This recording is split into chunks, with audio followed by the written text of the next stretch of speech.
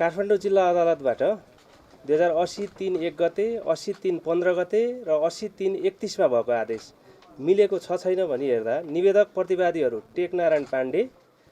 Doctor Indrajit Rai, Top Bahadur Raimajhi, Keshav Prasad Dulal, सानु भण्डारी, सागर राई, विक्रम भन्ने गोविन्द कुमार चौधरी, सन्देश शर्मा, आङ टावा शेर्पाको हकमा विचार गर्दा यी प्रतिवादीहरू उपरको जारी दरखास्त, प्रतिवादीको एक आपसको पोल बयान, पीडितहरूको घटना विवरण कागज समेतका तत्काल प्राप्त प्रमाणका आधारमा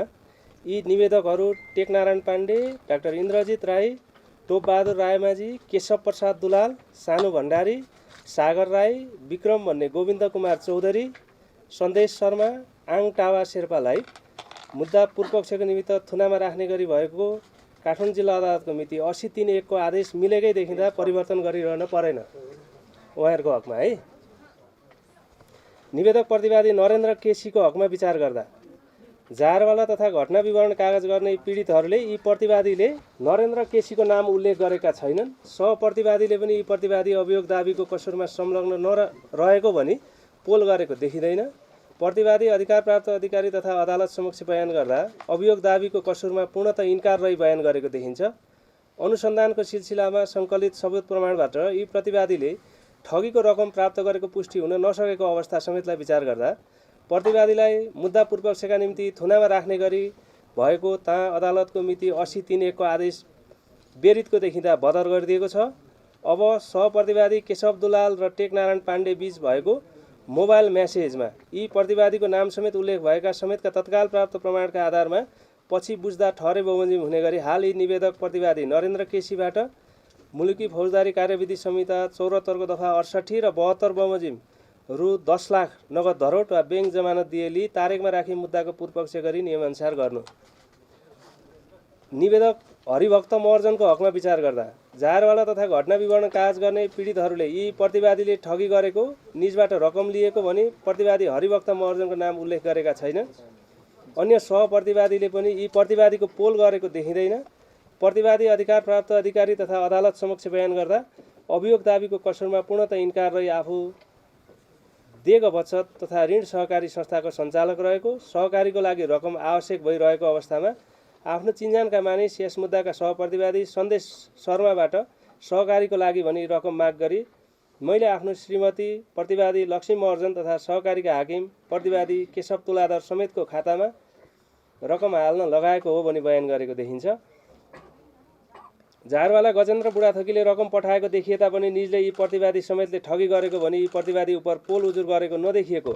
अवस्था समेतलाई विचार गर्दा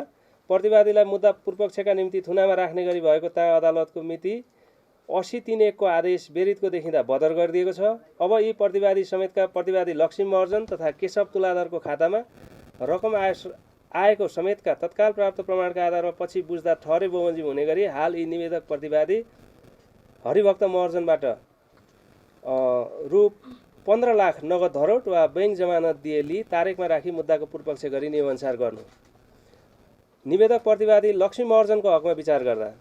मिश्रित संलग्न जारी दरखास्त, पीडितको घटना विवरण कागज तथा सहप्रतिवादीको बयान यी प्रतिवादीको कसुरमा संलग्न रहेको भनी उल्लेख भएको देखिँदैन। प्रतिवादी लक्ष्मी महर्जन आरोपित कसुरमा पूर्णतः इन्कार रही बयान गरेको देखिन्छ। सहप्रतिवादी हरिभक्त महर्जनले अदालत समक्ष बयान गर्दा मैले निजको खाता नम्बर प्रतिवादी सन्देश शर्मालाई पैसा पठाइदिनको लागि दिएको भन्ने कुरा उनलाई थाहा थिएन। मैले मेरो श्रीमती प्रतिवादी लक्ष्मी महर्जनको खाता तथा कनेक्ट आइपिएस चलाएर उक्त रकम मेरो संस्थाको प्रयोगको लागि मेरो खातामा ट्रान्सफर गरेको हो। त्यो कार्यमा मेरो श्रीमतीको संलग्नता छैन भनी गरिदिएको बयान समेतका तत्काल प्राप्त प्रमाणबाट यी निवेदक प्रतिवादी लक्ष्मी महर्जनको कसुरमा संलग्नता पुष्टि भएको नदेखिँदा निजलाई मुद्दा पूर्वपक्षको निम्ति धरोटी तारिकमा राख्ने गरी भएको ता अदालतको 80-3-1 को आदेश बेरितको देखिँदा बदर गरिदिएको छ। अब मुद्दाको कारबाहीका क्रममा सङ्कलित सबुत प्रमाणबाट ठहरी बमोजिम हुने गरी यी निवेदक प्रतिवादी लक्ष्मी महर्जनलाई साधारण तारिकमा राखी मुद्दाको पूर्वपक्ष गरी नियमअनुसार गर्नुहोला। निवेदक प्रतिवादी शमशेर मियाको हकमा विचार गर्दा जारी दरखास्त बेहोरा तथा घटना विवरण कागज गर्ने पीडितहरूको कागज बेहोराबाट यी प्रतिवादीले ठगी गरेको वा निजबाट रकम लिएको भनी प्रतिवादी शमशेर मियाको नाम उल्लेख भएको देखिएन। प्रतिवादी अधिकार प्राप्त अधिकारी तथा अदालत समक्ष बयान गर्दा अभियोग दाबीको कसुरमा पूर्णतः इन्कार छन्। सहप्रतिवादीको बयानबाट यी प्रतिवादी शमशेर मियाको कसुरमा संलग्नता रहेको समर्थित नभएको अवस्थामा निज प्रतिवादीलाई मुद्दा पूर्वपक्षको निमित्त थुनामा राख्ने गरी भएको ता अदालतको मिति 80-3 को आदेश बेरितको देखिँदा बदर गरिदिएको छ। यी प्रतिवादीको सरकारी सुविधाको गाडी ठगीको रकम ओसार पसार गर्न प्रयोग भएको भन्ने घटना विवरण कागज गर्ने झपटबहादुर खत्रीको कागज बेहोराबाट खुलेको समेतका तत्काल प्राप्त प्रमाणका आधारमा यी निवेदक प्रतिवादी शमशेर मियाबाट रु 10 लाख नगद धरोट वा बैंक जमानत दिएली तारिखमा राखी मुद्दाको पूर्वपक्ष गरी नियमअनुसार गर्नु। निवेदक प्रतिवादी आशिष बुढाथोकीको हकमा विचार गर्दा झारवाला रविन्द्र कार्कीको जाहेरी दरखास्त तथा घटना विवरण कागज गर्ने पूर्णबहादुर अधिकारीको कागज बेहोरामा यी प्रतिवादीको नाम उल्लेख भए पनि यी प्रतिवादीसँग झारवालाको भेटघाट भएको वा प्रतिवादीले निजहरूसँग रकम माग गरेको देखिँदैन। प्रतिवादी आफ्नो खातामा झारवालाबाट रकम आएको तथ्यमा स्वीकार गरे पनि आरोपित कसुरमा पूर्णतः इन्कार रही बयान गरेको देखिन्छ। झारवाला रविन्द्र कार्कीबाट यी प्रतिवादीको खातामा रकम जम्मा भएको रकम तत्कालै प्रतिवादी मध्येका केशव प्रसाद दुलालको पत्नी यस मुद्दाका अर्का प्रतिवादी दिपा हुमाङाईको खातामा ट्रान्सफर भएको अवस्था मिसिल संलग्न कागजहरूबाट देखिन्छ। सहप्रतिवादीहरूको बयान समेत यी प्रतिवादी आशिष बुढाथोकी कसुरमा संलग्न भएको भनी समर्थित हुन नसकेको समेतका तत्काल प्राप्त प्रमाणबाट यी निवेदक प्रतिवादी आशिष बुढाथोकीलाई मुद्दा पूर्वपक्षको निमित्त थुनामा राख्ने गरी भएको ता अदालतको 80-3-15 को आदेश बेरितको देखिँदा बदर गरिदिएको छ। अब यी निवेदक प्रतिवादी आशिष बुढाथोकीलाई दफा 69 बमोजिम साधारण तारिखमा राखी मुद्दाको पूर्वपक्ष गरी नियमअनुसार गर्नुहोला।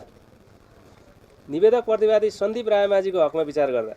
मिसिल संलग्न जाहेरी दरखास्त तथा पीडितको घटना विवरण कागजबाट यी प्रतिवादी सन्दीप रायमाझीले पीडितसँग रकम लिएको देखिएन।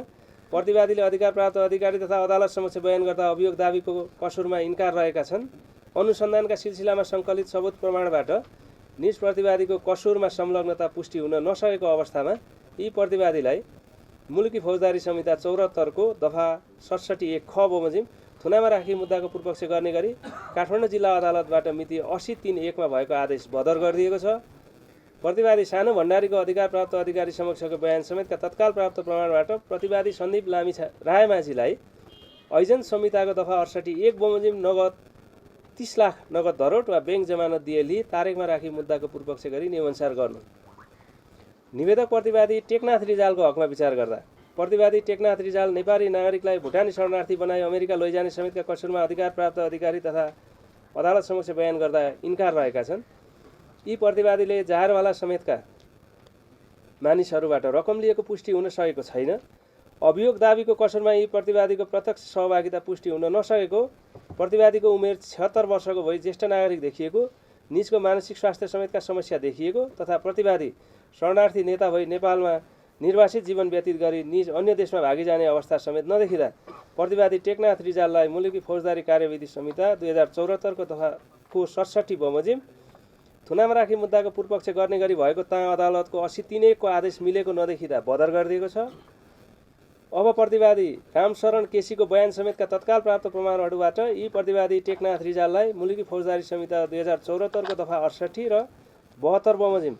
15 लाख रुपियाँ नगद धरोट वा बैंक जमानत दिएली तारिखमा राखी मुद्दाको पूर्वपक्ष गरी नियमअनुसार गर्नु। निवेदक प्रतिवादी टङ्ककुमार गुरुङका हकमा विचार गर्दा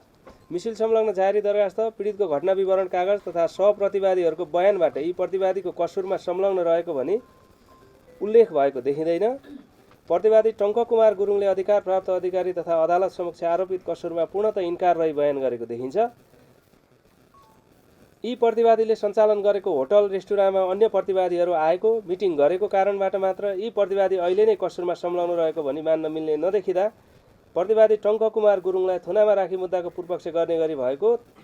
अदालतको मिति 80-3-1 को आदेश बदर गरिदिएको छ। मुद्दा कारबाहीको क्रममा सङ्कलित सबुत प्रमाणबाट ठहरै बमोजिम हुने गरी प्रतिवादीलाई मुलुकी फौजदारी कार्यविधि संहिता 2074 को दफा 69 बमोजिम साधारण तारिखमा राखी मुद्दाको पूर्वपक्ष गरी नियमअनुसार गर्नुहोला। निवेदक प्रतिवादी केशव तुलाधरको हकमा विचार गर्दा प्रस्तुत मुद्दाको जाहेरी दरखास्त, पीडितहरूको घटना विवरण कागज तथा सहप्रतिवादीहरूको बयान यी प्रतिवादी कसुरमा संलग्न रहेको भनी उल्लेख भएको देखिँदैन। प्रतिवादी अदालत समेतमा बयान गर्दा कसुरमा पूर्णतः इन्कार रहेका छन्। सहप्रतिवादी हरिभक्त महर्जनले अदालत समक्ष बयान गर्दा मेरो अफिसको बोस प्रतिवादी केशव तुलाधरलाई उक्त समय कोरोना भई हस्पिटलमा राखेको थियो। सो अवस्थामा उहाँको नामको खाता नम्बर मैले प्रतिवादी सन्देश शर्मालाई दिएको हो। उक्त कुरा प्रतिवादी केशव तुलाधरलाई थाहा थिएन भनी गरिदिएको बयान तथा देग बचत तथा ऋण सहकारी संस्था लिमिटेडको मिति 78/1/20 को प्रतिवादी हरिभक्त महर्जनलाई गरिदिएको मिसिल संलग्न अधिकार प्रत्यायोजन निर्णय समेतका तत्काल प्राप्त प्रमाणहरूबाट यी निवेदक प्रतिवादी केशव तुलाधरलाई मुद्दा पूर्वपक्षको निमित्त धरोटी तारिखमा राख्ने गरी भएको ताम अदालतको मिति 80/3/31 को आदेश बेरितको देखिँदा बदर गरिदिएको छ। अब यी निवेदक प्रतिवादी केशव तुलाधरलाई मुलुकी फौजदारी कार्यविधि संहिता 74 को दफा 69 बमोजिम साधारण तारिखमा राखी मुद्दाको पूर्वपक्ष गरी नियमअनुसार गर्नुहोला। निवेदक प्रतिवादी रामशरण केसीको हकमा विचार गर्दा प्रतिवादी रामशरण केसी अधिकार प्राप्त अधिकारी तथा अदालत समक्ष बयान गर्दा आफू र आफन्त समेत अमेरिका जान भनी सानो भण्डारीलाई पैसा दिएको बेहोरा उल्लेख गरी प्रस्तुत कसुर वारदातको पीडित भएको बेहोरा उल्लेख गरेको देखिएको छ। आफूलाई ठगी भएको बेहोरा उल्लेख गरी निजले तत्कालै अख्तियार दुर्पयोग अनुसन्धान आयोगमा उजुरी दर्ता गरेको समेत अवस्था छ। अनुसन्धानका सिलसिलामा सङ्कलित सबुत प्रमाणबाट प्रतिवादी अहिले नै कसुरदार पुष्टि हुन नसकेको तथा निजको स्वास्थ्य अवस्था समेतलाई विचार गर्दा प्रतिवादीलाई मुलुकी फौजदारी संहिता 2074 को दफा 67(1) ख बमोजिम थुनामा राखी मुद्दाको पूर्वपक्ष गर्ने गरी काठमाडौँ जिल्ला अदालतबाट मिति 80/3/1 मा भएको आदेश बेरितको देखिँदा बदर गरिदिएको छ। प्रतिवादी रामशरण केसीलाई एजेन्ट संहिताको दफा 68(1) बमोजिम नगद रु 15 लाख नगद धरोट वा बैंक जमानत लिई तारिखमा राखी मुद्दाको पूर्वपक्ष गरी नियमअनुसार गर्नुहोला। अब निवेदक बालकृष्ण खाँडको हकमा विचार गर्दा जाहेरवाला तथा घटना विवरण कागज गर्ने पीडितले यी निवेदक प्रतिवादी बालकृष्ण खाँडले ठगी गरेको वा निजबाट रकम लिएको भनी यी प्रतिवादीको नाम उल्लेख गरेका छैनन्। प्रतिवादी अधिकार प्राप्त अधिकारी तथा अदालत समक्ष बयान गर्दा अभियोग दाबीको कसुर पूर्णतः इन्कार रही बयान गरेको देखिन्छ। घटना विवरण कागज गर्ने तत्कालीन अवस्थामा गृह मन्त्रालयमा कार्यरत स्थानीय प्रशासन तथा प्रदेश समन्वय शाखाका प्रमुख शाखा अधिकृत सन्तोष प्रधानले बालकृष्ण पन्थीको कार्यदलले तयार पारेको प्रतिवेदन पछिल्लो समयमा मन्त्री परिषदबाट फिर्ता आई आफ्नो जिम्मामा रहेको विभिन्न समयमा उक्त प्रतिवेदन शाखा प्रमुख सागरमणि पाठक, उपसचिव शेखर पौडेल, महाशाखा प्रमुख फणेन्द्रमणि पोखरेल तथा सचिव टेकनारायण पाण्डेले माग्ने गरेका थिए। के कसरी उक्त प्रतिवेदनको समानान्तर अर्को प्रतिवेदन तयार भयो आफूलाई थाहा नभएको भनी आफ्नो बेहोरा लेखाएको देखिन्छ। प्रस्तुत मुद्दाका सहप्रतिवादी टेकनारायण पाण्डेको बयान समेतबाट यी निवेदक प्रतिवादीले उक्त प्रतिवेदन मागेको अथवा उक्त प्रतिवेदनमा कुनै चासो राखेको देखिँदैन। निवेदक प्रतिवादीलाई सुरु जिल्ला अदालतले थुनामा राख्दा प्रस्तुत मुद्दाका प्रतिवादी केशव दुलाल र अर्का प्रतिवादी टेकनारायण पाण्डे बीच भएको टेलिफोन संवादलाई पनि लिएको देखिन्छ। उक्त संवादमा उल्लेख भएको गिफ्ट भनेको रकम हो र उक्त रकम प्रतिवादी केशव दुलालबाट यी प्रतिवादीले लिएको भन्ने दाबीका सम्बन्धमा मुद्दा अनुसन्धानका क्रममा बयान तथा ततिममा बयान गर्दा प्रतिवादी केशव दुलालले उक्त तथ्यमा इन्कार गर्दै आफूले प्रतिवादी बालकृष्ण खाँडलाई नभेटेको तथा निजलाई कुनै रकम नदिएको भनी उल्लेख गरेको पाइयो। ततिममा बयानमा निज प्रतिवादी केशव दुलालले टेकनारायण पाण्डेलाई रु 1,25,00,000 दिएको भनी उल्लेख गरेको देखिन्छ। प्रस्तुत मुद्दाका प्रतिवादी आङटावा शेर्पाले गरेको घटना विवरण कागज हेर्दा आङटावा शेर्पा प्रस्तुत मुद्दामा पहिला सरकारी साक्षीको रूपमा घटना विवरण कागज गरेको तथा तुरुन्तै पछि प्रतिवादी कायम गरेकोमा अनुसन्धान अधिकारी एवं अदालत समक्ष बयान गर्दा घटना विवरण कागजलाई यातना दिई गराएको भनी अस्वीकार गरी आफू कसुरमा इन्कार रही बयान गरेको पाइयो। प्रतिवादी टेकनारायण पाण्डेले प्रतिवादी नरेन्द्र केसीलाई सम्बोधन गरी लेखेको चिटमा प्रतिवादी बालकृष्ण खाँडको नाम उल्लेख नभएको तथा उक्त कागज प्रतिवादी टेकनारायण पाण्डेले आफू पक्राउ परेपछि लेखेको भन्ने तथ्य निजको बयान तथा निज बसेको प्रहरीको हिरासत कक्ष खानतलासी गर्दा डायरी तथा पेन बरामद गरेको मिसिल संलग्न बरामदी मुजुल्काबाट देखिन्छ। यसरी प्रतिवादी बालकृष्ण खाँड विरुद्ध किटानी जाहेरी नपरेको, निज अनुसन्धान अधिकारी एवं अदालत समक्ष कसुरमा इन्कार रहेको, सहप्रतिवादीले यी प्रतिवादी कसुरमा संलग्न रहेको भनी पोल नगरेको तथा मिसिल संलग्न अन्य तत्काल प्राप्त प्रमाणहरूबाट यी निवेदक प्रतिवादी बालकृष्ण खाँडलाई थुनामा नै राखी मुद्दा पूर्वपक्ष गर्नुपर्ने सम्मको आधार कारण र अवस्थाको विद्यमानता रहेको नदेखिँदा निवेदक प्रतिवादी बालकृष्ण खाँडलाई मुलुकी फौजदारी कार्यविधि संहिता 74 को दफा 67 बमोजिम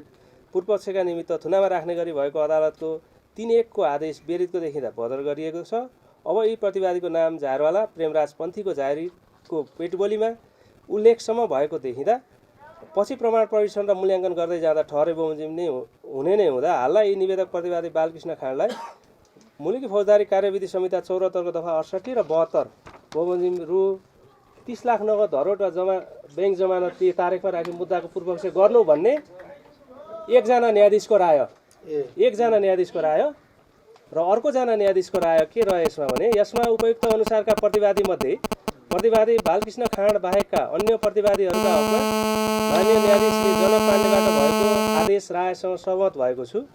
प्रतिवादी बालकृष्ण खाँडका हकमा प्रतिवादी टेकनारायण पाण्डे र केशव दुलाल बीचको मोबाइल म्यासेज प्रतिवादी नरेन्द्र केसीबाट बरामद भएको प्रतिवादी टेकनारायण पाण्डेले प्रतिवादी नरेन्द्र केसीलाई लेखिदिएको कागज प्रतिवादी आङटाबा शेर्पाको घटना विवरण कागज तथा सहप्रतिवादी टेकनारायण पाण्डेको अधिकार प्राप्त अधिकारी समक्षको मिति 80/1/27 को ततिम्बा बयान समेतका तत्काल प्राप्त प्रमाणबाट प्रतिवादी बालकृष्ण खाँड अभियोग दाबीको कसरमा अहिले नै निर्दोष रहेछन् भनी विश्वास गर्न मिल्ने मनासिब आधार नदेखिएको हुँदा माननीय न्यायाधीश जनक पाण्डेबाट निज प्रतिवादीलाई मुलुकी फौजदारी संहिता 74 को दफा 68 र 72 बमोजिम